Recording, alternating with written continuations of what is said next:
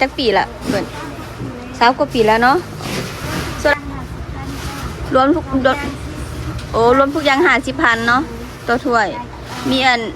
แล้วแต่เขาจะเลือกหมูกรอบหมูต้มอย่างรวมขาไก่มีหมูกรอบมีจิ้มจอกมีเครื่องในไก่รวมพันรวมนี่เป็นขุดคนเนาะนะก็เดิมคลิปแรกหลังจากการน้อยได้ห่างหายไปโดนเนาะวันนี้จะน้อยสิมากินข้าวเปียกดักพาไปกินข้าวเปียกดักอยู่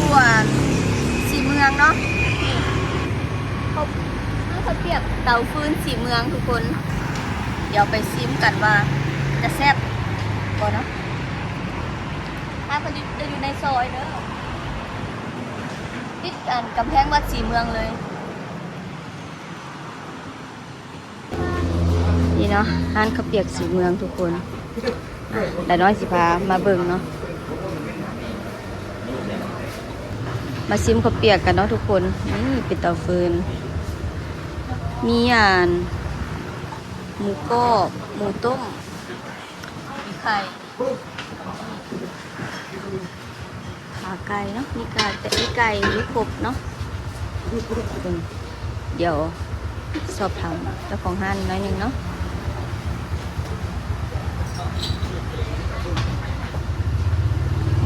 สบายดีทานเขาเปิดโดดแล้วบ่เนาะจักจักปีละเปิด20 กว่าปีแล้วเนาะส่วนใหญ่ลูกค้ามานี่ลูกค้ามักแล้วแม่ก็กินตำรวมโอ้รวมทุกอย่างรวมทุกรวมทุกอย่าง50,000เนาะตัวถ้วยมีอันแล้วแต่เขาจะเลือกหมูกรอบหมูต้มอย่างรวมขาไก่มีหมูกรอบมีจิ้มจอกมีเครื่องในไก่รวมพันรวมแล้วก็หมูกรอบกับไก่40,000หมูกรอบกับไก่40,000เนาะไก่ละ30,000ไก่เครื่องใน45โอ้ราคาย่อมราคาไม่ได้แพงเลยมันต้องเป็นหมูเดี๋ยวของเขาเอารวมถ้วยหนึ่งเดี๋ยวน้อยสร้างคนเป็นรวมเนาะถ้วยหนึ่ง50,000กับประมาณ80 กว่าบาทเนาะ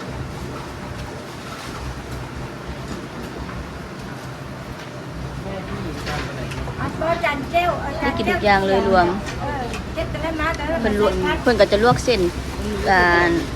เตาฟืนก็รางวัลอยู่บ้านอื่นในรายงานเขา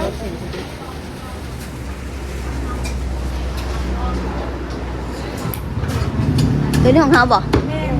โอ้โหตัวใหญ่มากจะเป็นรวมนะทุกคน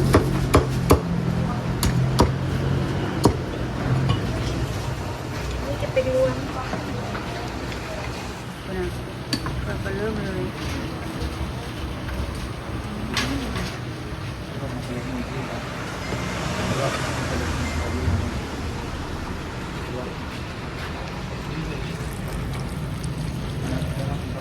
จะแซ่บทุกคนสามารถสร้างเศษถุงกลับบ้านได้ด้วยทุกคนจะเป็นแบบสไลด์ก็ให้ลวกเส้นสิเนาะหรือลวกเส้นสไลด์ก็ได้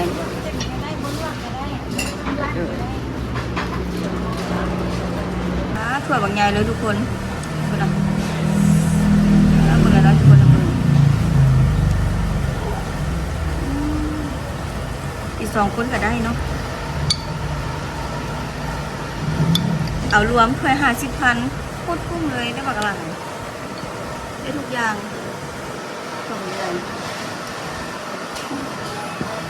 เดี๋ยวชิมน้ำจุ๊บหอมกลมน้ำจุ๊บแซ่บหอม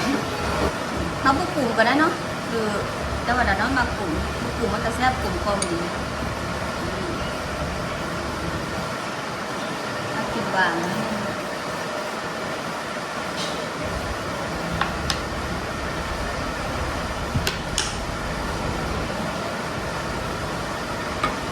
หอมแซ่บข้าวเปียกน้ำตาลข้าวเศร้าเป็นข้าวเศร้าสลัดเป็นเผือกเปียกเนาะ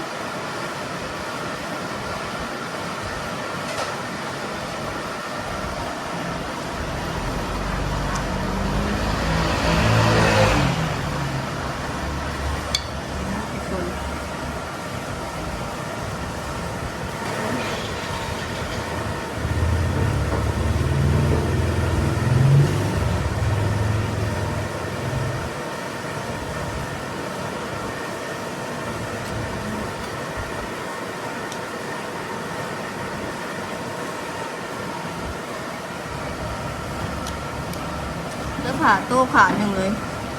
หมูกรอบต่างหากนะหมูกรอบ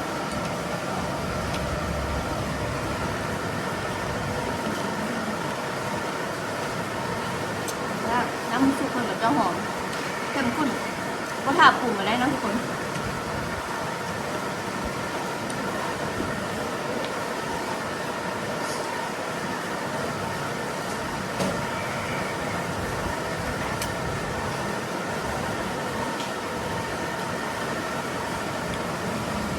คนในพวก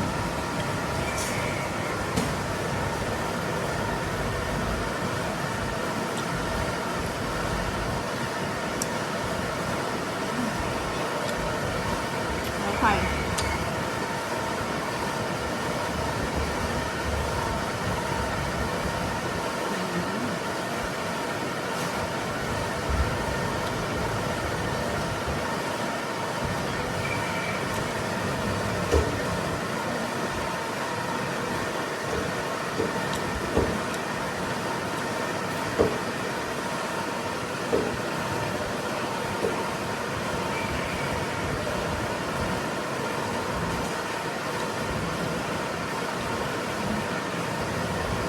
หมูกรอบกระแซ่บไก่กระแซ่บ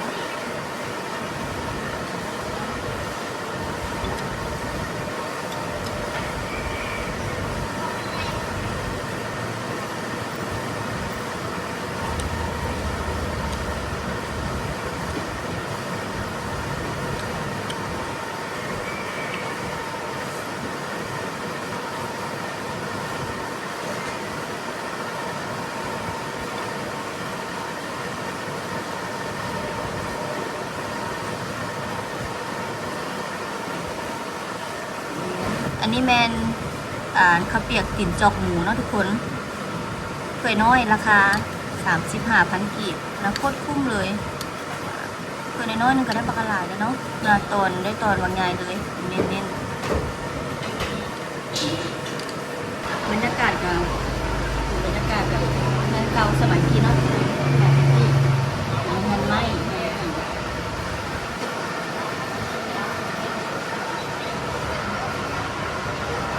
ชมพูได้3 กว่าปีแล้วเนาะ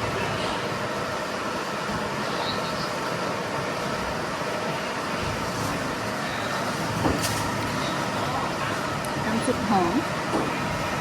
มาเข้มข้นดีแล้วฟังไป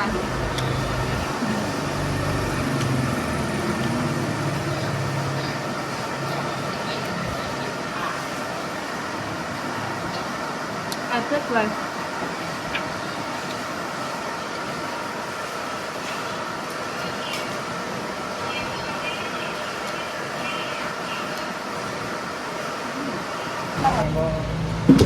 สั่งเสร็จถุงกลับบ้านถุงหนึ่งเนาะเอารวม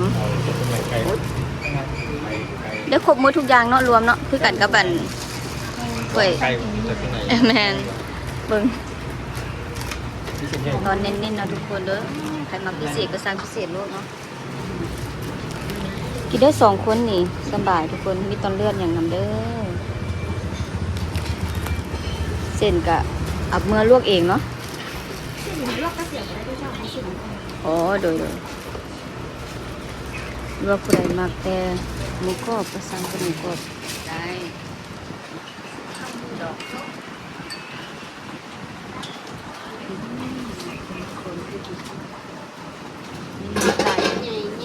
ก้นสินค้าได้ค้าขายตัวในแบบสิเลยเนาะขาสั่งรวมด่าน้อยคนเดียวที่กินบดทุกคนอันนี้ต้องไม่สำหรับสายเส้นคนที่มากินเนาะสั่งถ้วยรวมถ้วยหนึ่ง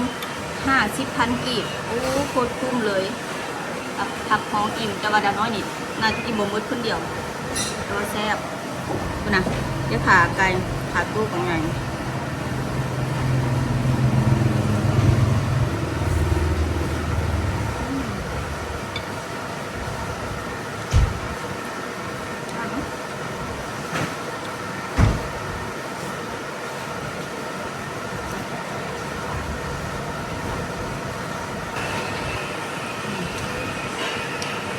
สำหรับคลิปนี้เนาะ รายการไปกันมาก็อย่าลืมมาแวะซื้อข้าวเปียกกันเด้อข้าวเปียกเตาฟืนถามว่าจีเมืองเนาะสวัสดีค่ะมาเบิ่งก็อย่าลืมกดไลค์กดแชร์กดติดตามเป็นกำลังใจให้ดาน้อยในเด้อทุกคนเพราะว่าท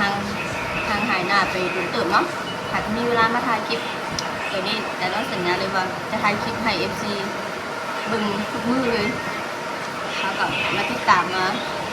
ว่าดาน้อยจะพาไปเลาะไปเที่ยวไปห้างใดห้างเด็ดห้างดังใดเนาะทุกคนฝากติดตามกดไลค์กดแชร์กด